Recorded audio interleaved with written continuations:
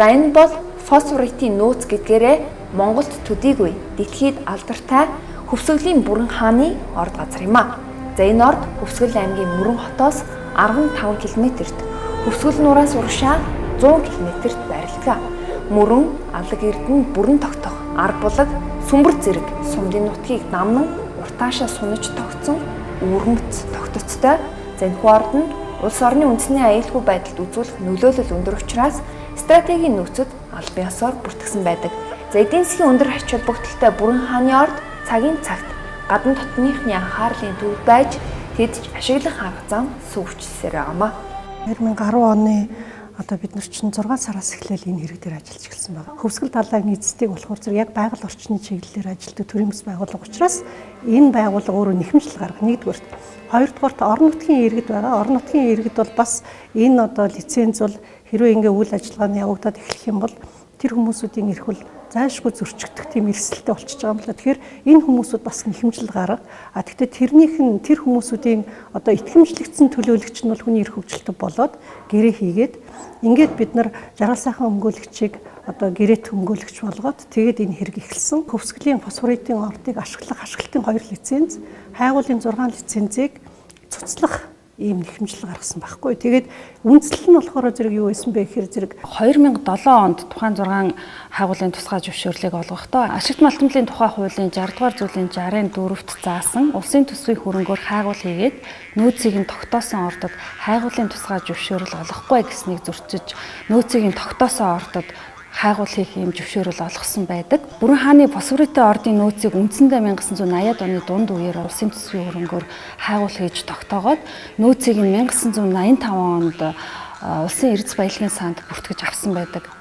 За тэр бүртгэж авсан тогтоолын үндсэн дээр 2007 онд улсын их хурлаас Бүрэн хааны фосфоритын ордыг стратегийн ач холбогдол орд хэмээн ингээд тооцсон байдаг. Гэтэл ашигт малтмлын газар тухайн тусгай зөвшөөрлүүдийг олгохдоо хуульд заасан энэ шаардлагыг зөрчиж тусгай зөвшөөрлийг олгосон байдаг нь бол ашигт малтмлын газрын үйл ажиллагаанд шалгалт хийсэн төрийн байгууллагуудын хэд удаагийн шалгалтаар хүртэл ингээд тогтоогдсон баримтууд нь хэрэгт авагдсан байдаг. Тухайлбал 2007 онд үйлдвэр худалдааны яамны төрийн нарийн бичгийн даргын тушаалаар ажлын хэсэг байгуулагдаад ашигт малтмлын газарт хийсэн шалгалтаар Бүрэн хааны стратегийн орд газрын хил хөрөөг тусгаалan тогтоогоогүй байхад тухайн орд газар дээр хайгуулын тусгай зөвшөөрөл олгосон нь буруу байна гэж дүгнэлт гарсан байдаг.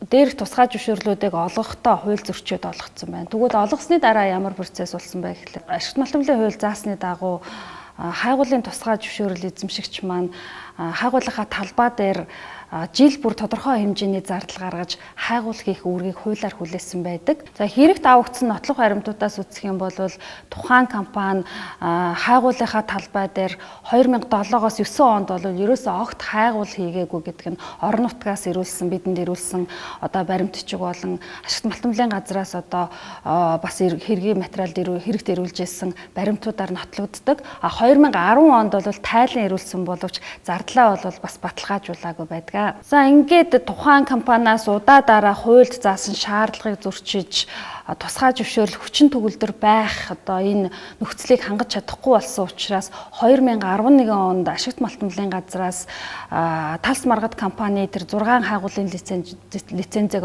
цуцлах үндсэл бүрдсэнийг олон нийтэд хэвлэл мэдээллээр бол мэдэгдсэн байдаг. Зүүнний мэдээ сонины 2011 оны 10 дугаар сарын 10-ны өдрийн дугаарт хэвлэгдсэн ашигт малтмлын газрын мэдэгдэлд талс маргад компани 6 хайгуулын тусгай зөвшөөрөл цуцлах нөхцөл бүрдсэн гэдгээр бол гарсан. Ер нь аливаа төсөл хөтөлбөрийг хэрэгжүүлэх ашиглалтын үйл ажиллагаа явуулах, эрж хайх энэ үйл ажиллагааны өмнө заавал нөлөөлөх байдлын үнэлгээ хийх ёстой хуулийн төсөлтэй байж байгаа. Нөлөөлөх байдлын үнэлгээ хийж тэр үйл ажиллагаа явуулж болох уу гэдэг тогтоодог.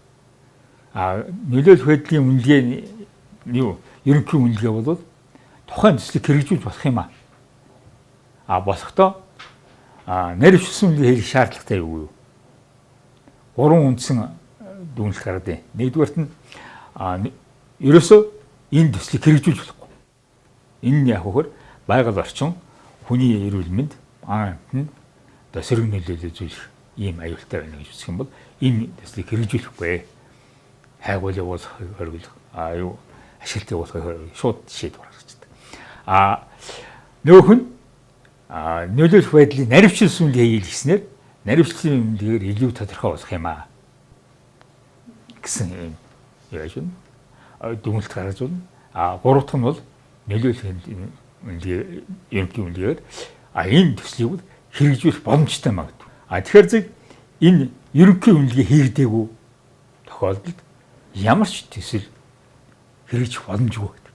Одоогийн зохицуултаар урд нь гарч ирсэн байгаль орчны нөлөөлөх байдлын үнэлгээний тухай хуулийн дээр ашигт мөлтөлийн тухай хуулийн дээр ч мөн ийм зохицуулт хэвээрээ л хадгалагдчихсан. Тэр бол үргэлжлэл байж байгаа ийм л зохицуулт. Байгаль орчинд нөлөөлөх байдлын үнэлгээний тухай хуулийн гол зорилго нь хүний үйл ажиллагааны улмаас байгаль орчны тэнцвэрт байдал алдагдахаас сэргийлэхэд оршиж байгаа юм. За гэвч үнэлгээ хийлгэлгүй үйл ажиллагаа эрхлэхээр заавдах нь учирч болох альва эрсдлийг үл хайхарч байгаатай анхаарнэ. За ордыг ашиглавал монголчуудын усны бүх нөөц хөвсгөл нуур бохирдож хордог аюултайг эрдэмтэн судалсан байдаг. За иймээс усны төлөө тэмцэл бол амьдралын төлөө тэмцэл гэж хэлж болно. Энэ утгаар нь авч үзвэл хөвсгөл нуурыг хамгаалах асуудал хүн бүрийн асуудал болоод байна. Хөвсгөл гэдэг бол манай одоо Монголын ирээдүйн байхгүй, энэ бол Монголын ирээдүйн ус. Энэ сайхан хөвсгөлд бид хайрлахгүй бол одоо хэн хайрлах вэ? Нийтийн маш их том эрх ашиг байж штэ тийм ээ. Энэ бол ганцхан одоо тэр бүрэн хаанчуудын ч юм уу ганцхан манай хатгал ханхын ард түмний асуудал биш. Энэ цэвэр усны энэ их ариун баялаг нөөцөд нөлөө учруулах энэ асуудал бол манай хөвсгөл аймаг төдийгүй монголчууд бидний тэрчдийн хүн төрөлхтний одоо эрх ашигтай холбоотой юм асуудал байж байгаа. Хөвсгөл нуурт маань ямар их одоо дэлхийн цэвэр усны нөөцийн дээр агуулгадж байгаа байлээ. За тэгээд ч манай улсад одоо хүртэл фосфоритын ордыг ашиглавал байгаль орчинд ямар хор хохиролтой үнэлэх аргачлал байх байгаа юм. За мөн орд газрыг ашиглах стандарт ч байхгүй, стандартчлал хэмжилзүүн газрын стандартын жагсаалтаас ч харж болохоор байна. Анхан шатны шүүх, хоёр дахь шатны давзаал дахь шатны шүүх энэ төр бол бүгд манай нэхэмжлийг бол хангаагүй л дээ. Гэхдээ бол 2013 оны 6 сарын 24-нд болсон дээд шүүхийн хуралдаанаар бол нэхэмжлийг бол хангасан юм. Улсын дээд шүүх урд нь 117 дугаар тогтоол гаргахдаа хөвсөлдлэн эзэд төрийн бас байгууллага нэхэмжлэх хэрэгтэй байна. Мөн чулуун ханд нарын дөрвөн эрх нэхэмжлэх хэрэгтэй байна гэж тайлбарласан байдаг. Энэ хэргийг бол хэрвээ иргэн бол одоо хөвсгөлийн тэнд бүрэн хаан суманд байгаа иргэн бол ухаанда 5 жилийн хугацаанд энэ хэрэгээр 7 одоо ухаанда шүүх хуралд оролцоод явах тэдний ямар ч тийм боломж бол байхгүй нь ойлгомжтой. Энэ бүх одоо тэр итгэмжлэл авах, тэр одоо тийшээ очиж орон нутгийн иргэдтэй одоо уулзаж ярилцах, тийм ээ, итгэмжлэлийг авах. Тэгээ одоо энэ дэрж нөгөө тэр иргэдийн одоо эрх ашигыг төлөөлж ингэж ажиллах явдал бол зөвхөн одоо төрийн бас байгууллага хийхээс өөр ямар ч аргагүй. Хэрвээ энэ дээр ингэж одоо ажилтдаг төрийн бас байгууллага байгаагүй байсансан бол энэ хэрэг бол угаасаа ингэж явах ямар ч боломжгүй. Ингээд бидний нөлөөллийн өмгөөллийн ажлын үр дүнд маань болохоор Талсмаргад компанид олгогдсон ашиглалтын 2 хайгуулын 6 лиценз бол шүүхээр эцэслэн шийдэгдэж цуслагдсан ийм шийдвэр бол жилийн өмнө бол гарсан байсан. Шүүхийн шийдвэр хэрэгжиж тусгай зөвшөөрлүүдийг цуцласан ч өнгөрсөн жилээс эхлэн энэхүү хэрэг дахин шүүхийн шатанд очиод байна. 2014 оны одоо 9 сард дээд шүүхээс гів гинтэн мэдээлэл ирж байна л да. Тэгээ тэрний юу гэсэн мэдээлэл байсан бэ гэхээр зэрэг шинээр одоо нөхцөл байдал үүслээ. Энэ нөхцөл байдал нь бол юу вэ гэхээр зэрэг байгаль орчин нөлөөлөх байдлын үнэлгээг нь олдлоо. Тийм учраас одоо энэ хэргийг бол евро анхан шатанд нь буцаалаа гэсэн юм юу ирсэн. Тэгэхээр бид нар бол бас гомдол гаргасан л да. Байгаль орчин нөлөөлөх байдлын үнэлгээ гэдэг бол байж ах ёстой. Тэ байж ах ёстой. Тэр үед байхгүй байгаад тэгээ одоо ингэж олдлоо гэд ингээд гарч ирж байгаа явдал нь өөрөө бол бас хууль бус. 2012 оноос өмнө байгаль орчны хөгжлийн яам дээрээс шүүхийн даалгавраар царгааны иргэний 20 дугаар шүүхийн даалгавраар удаа дараа материал шаарддаг. Талсмаргад компанид бол. Гэтэл манайд ийм материал байхгүй гэсэн. Гэтэл 2014 онд ийм материал байсан юм байна гэж гарч ирсэн. улсын дэжүүхэд энийг хийжсэн юм шиг тэрийг бодит байна уу, гүү байна уу? Ерөөсөө шалгаагүй. Шууд өөрийнхөө тогтоолыг өөрөө хийж байна. Тэгээ тэрнээс хойш яг ингээ анхан шатны шүүх хурал боллоо, давж заалдах шатны шүүх хурал боллоо. Тэгээ тэднэр дээр бол бид нар юу гэж нөх хэр зэрэг байгууллагын нөлөөлөх байдлын үнэлгээний тухай бол ерөөсөө бүр огт дуртахай байж хаад тэгээ одоо яг ямар асуудал руу хамтаж эхэлж байгаа вэ гэдэг хэрэг зэрэг ерөөсөө энэ нэхэмжлэл гаргах ёсгүй юм байна. Энэ нэхэмжлэл гаргасан хөвсгөл далайн эзэд төрийн бас байгууллага бол нэхэмжлэл гаргах эрхгүй юм байна. Орон нутгийн иргэд бол бас нэхэмжлэл гаргаж болохгүй юм байна. Яагаад гэвэл тэд нар бол одоогоор хохироод байгаа юм угаасаа байхгүй байгаа юм байна. Ер нь бол энэ байгаль орчин нөлөөлөх байдлын үнэлгээ одоо ингээ хийх юм бол энэ хөвсгөлийн фосфоридын ордыг холбоорлох юм бол байгаль орчинд бол маш их сөрөг үр дагавар үүсэх байхгүй тий. Тэгэхээр зэрэг энэ үр дагаврыг бид нар заавал үүсгэчгээд тэгээ хохирол гарцсан хойно нь одоо нэхэмжлэх ёстой юм уу тий. Яагаад тэрнийг өршилсөн сэргийлээд нэхэмжилж болдоггүй юм тийм ээ тий. Тэр асуудал гараад байна л да. Тэгээд одоо энэ хуулиуд энэ нөгөө хоёр шатны хурал бол ерөөсөө тэр нөгөө байгаль орчин нөлөөлөх байдлын үнэлгээ гэж ярихгүй зөвхөн нэхэмжлэх эрхийн эргэн тойронд л зууралдал за энэ нөхдүүд бол ерөөсөө нэхэмжлэх эрх байхгүй юм байна. Тийм болохоор зэрэг энэ одоо тэр нэхэмжлэлийг бол хангахгүй гэсэн одоо ийм шийдвэрл гаргаад ингээд яваад байдаг.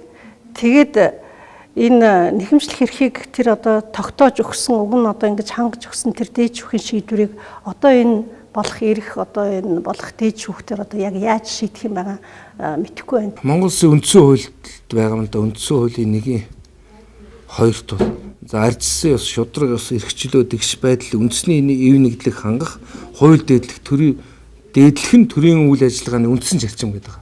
Тэгэхээр энэ төр энэ үндсэн зарчмаа хэрэгжүүлээгүй одоо хангаагүйгээс болоод одоо аливаа нэгэн хүн байгууллага тодорхой бүлэгт одоо хохирол учрахад бол тэрийг бол хэмжлэг ирэхгүй л болчиход байгаа юм л да. Манай энэ бүх хуулийн зохицуулалт нь бол яг өөрөөсөө ингэж гарч байгаа. Зөвхөн одоо хохирсон хүн л одоо өөрийнхөө эрх ашгийг хамгаалуулна, шүүгээр хамгаалуулна гэж байгаа. Энэ хуулийн зохицуулалт нь бол одоо үндсэн хуулийн зарчимтай зөрчилж байгаа юм л да.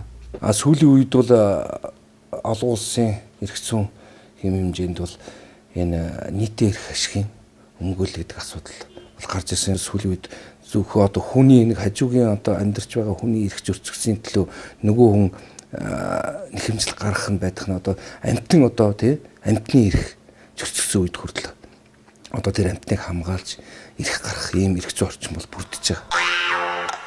Хохирол учирсан байсан тохиолдолд хүмүүстээ нэхэмжлэх хэрэгтэй гэдэг ийм зарчмаар яваад өгөх юм бол хизээ хойно нэргсэн хойно хашгирна гэхчээр байгаль орчин нь сүйдсэн тий дэлгэр мөрөн бохирдчихсан хядгийн аршаан байхгүй болчихсон тэр түүх соёлын дурсгалт үнэтэй зүйлсүүд нь үгүй болчихсон хөвсгөл нуур бохирдчихсан хойно тэр иргэдийн амжиргаа бүх юм өөрчлөгдсөн нийгмийн асар том нөлөөлөлд орсон хойно энэ нөлөөллийг эднэр те нөхөн төлөх ямар ч боломжгүй. Улаанбаатар хотод байгаа нэг төрлийн бас байгууллагч гэдэг юм уу те нэг хэдхэн 5 малчин энэ асуудлыг нэхэмжил гаргаад яваад байгаа асуудал биш. Тэр хүмүүс бол маш олон хүмүүсийн төлөөлөл дуу хоолой болж явж байгаа. За одоогоос 30 орчим жилийн өмнө нэрт сэтгүүлч Балдорж агсан далайн ээж маань цаазын тавцанд нийтлэлээ бичиж тухайн үеийн зөвлөлт холбоот улсын хайгуулын компани үйл ажиллагааг зогсоож байсан. Энэхүү гавьяа нь өнөөдрийн хүртэл ундны усны нөөц хөвсгөл далайг тухайн төрхөө хадгалж үлдэхэд чухал үүрэг гүйцэтгсэн. Нийтлийн мөрөөр хоёр орны эрдэмтэд фосфоритын хор хөнөөлийн талаар хийсэн судалгаагаа олон нийтэд хүргэж хөвсгөл нуур болон байгаль нуурыг хамгаалах их аян өрнөж байсан түүхтэй. За учир нь хөвсгөл нуураас эгийн гол их аван урсаж сэлэн мөрөнтэй нийлдэг. За харин сэлэн мөрөн хил даван урсаж байгаль нуур цутгадаг. Монгол орны ундны усны 70%, дэлхийн цэвэр усны нөөцийн 2% бүрдүүлдэг хөвсгөл нуур бохирдвол хувийн холбоотой байгаль нуурын ус ч мөн бохирдно. Байгаль нуур бол дэлхийн хүмүүсийн уух усны нөөцөө. Хэрв ийм аюул нүүрлвэл өдрөөс өдөрт цэвэр усны хомсдолд орсоор байгаа дэлхийн хүмүүсийн эрх ашигч хөндөгдөх аюултайг 20 гаруй жилийн өмнө нэрт сэтгүүлч анхааруулж байсныг нэхэн сануулж байна.